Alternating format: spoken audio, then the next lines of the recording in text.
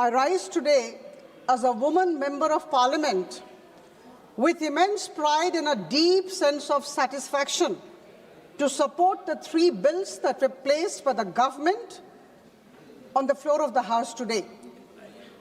The Constitution, 131st Amendment Bill 2026, the UT Laws Amendment Bill 2026 and the Delimitation Bill 2026.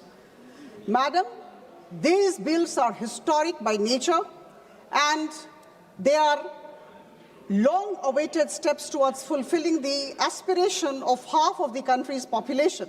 And for that matter, I think we all should remember that these bills are here for reshaping and restructuring our democratic journey. अध्यक्ष महोदय, इस पवित्र सदन में मैं बहुत जिम्मेदारी के साथ खड़ी हूं। विषय केवल 3 विधायकों को पारित करने का नहीं है। विषय देश की आधी आबादी के सम्मान का है, उनकी मर्यादा का है और उनके उज्जवल भविष्य का है। विषय केवल महिलाओं के प्रतिनिधित्व का नहीं है, विषय इस सदन की गरिमा का है, हमारी संवैधानिक प्रतिबद्धताओं का है और लोकतांत्रिक मर्यादाओं को अधिक सशक्त बनाने का है। जब मैं यह बात आपके समक्ष उपस्थापित कर रही हूं तो स्वामी विवेकानंद की पंक्ति याद आ गई। उन्होंने कहा था कि अगर किसी भी समाज की वास्तविक प्रगति का आकलन करना है तो हमें उस समाज में रहने वाली महिलाओं की स्थिति को परखना होगा और तभी हम समझेंगे यह समाज किस प्रकृति का है। लोकतंत्र केवल चुनावी प्रक्रिया नहीं बल्कि प्रतिनिधित्व की एक समावेशी संरचना है। ऐसे में जब आधी आबादी, देश की आधी आबादी, आप समझें, निर्णय के दायरे से बाहर हो जाती है तो निश्चित तौर पर मैं कहूंगी कि लोकतंत्र की गुणवत्ता प्रभावित होती है। यही मुझे रामधारी सिंह दिनकर की 2-3 पंक्तियां याद आ रही हैं। तुम एक अनल कण हो केवल, अनुकूल हवा लेकिन पाकर, छप्पर तक तो तुम जा सकती, ज्वाला प्रचंड फैला सकती, एक नन्ही सी चिंगारी भी। आदरणीय प्रधानमंत्री श्री नरेंद्र मोदी जी के नेतृत्व में लगातार 26 मई 2014 से जब से उन्होंने इस देश के प्रधानमंत्री पद का कार्यभार संभाला और अब तक महिलाओं के लिए, उनके सर्वांगीण विकास के लिए देश में एक अनुकूल वातावरण बनाने की तैयारी की जा रही है और इस बात को हमें मानना होगा और समझना होगा। हमारी नीयत साफ है, नीति स्पष्ट है और नेतृत्व बहुत सुदृढ़ है। The government of our Prime Minister Modi has been able to translate 27 years old promise into reality. Madam Chairperson, you were present and I was present in 1996, that particular midnight when we passed the Nari Shakti Vandan Adhiniyam. After 27 years, the women of this country waited and this great event had happened, that historic moment. This has left an indelible imprint on my mind. Since 1996, the Women Reservation Bill had remained a symbol of unfulfilled aspiration, and today we can proudly say that this particular house and the other house, the Parliament has taken a decision that 33% of the seats in the Lok Sabha and in all the state assemblies and in the National Capital Territory of Delhi Assembly would be reserved for women. This is a great achievement of the government of Prime Minister Modi, and I can say that this is an achievement of all of us who contributed wholeheartedly to taking the right kind of decision.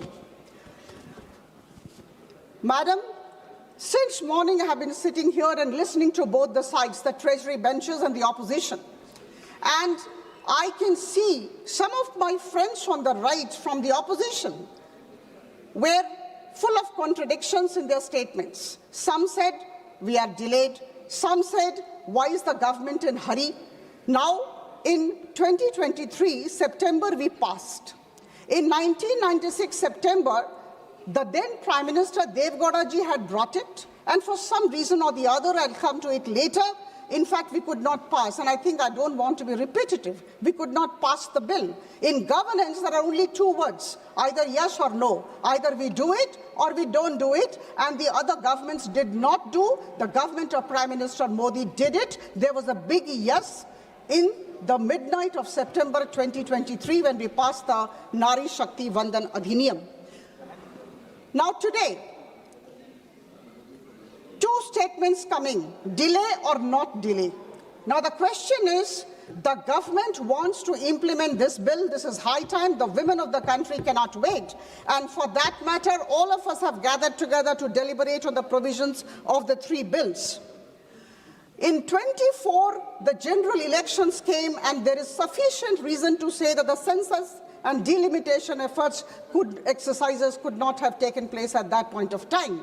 So I think this is absolutely understandable why the government was not able to implement the thing immediately after 2023, because census and delimitation are big exercises. And now, let me tell you, the government is very keen that it should be implemented, and I think this is the right time when we all gather together and actually support the bills, because we want our women, 273 women, to be seated in this Lok Sabha.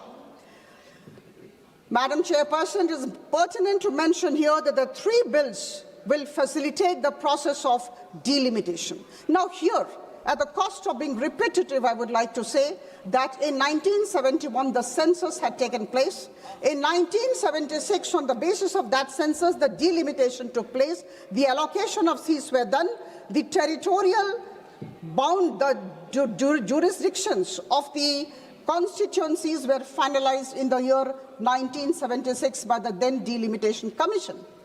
Now we have to understand, after a passage of 50 years, this government, the government of Prime Minister Modi, is revisiting the allocation of seats, and it has told very categorically, very convincingly, that there would be 50% increase in the number of seats which are there with the state assemblies and in the Lok Sabha and in the state assemblies. So this is amply clear that we are not going by the census 2011 figures to decide on the allocation of seats. I think this has to be kept in mind. This is just 50% increase, 50% addition to whatever number of seats that we have. And we have heard our Honorable Home Minister and our Honorable Prime Minister in the morning. Now, there are a couple of features all of us are aware of, but please allow me a couple of minutes to dwell on the features of these three bills.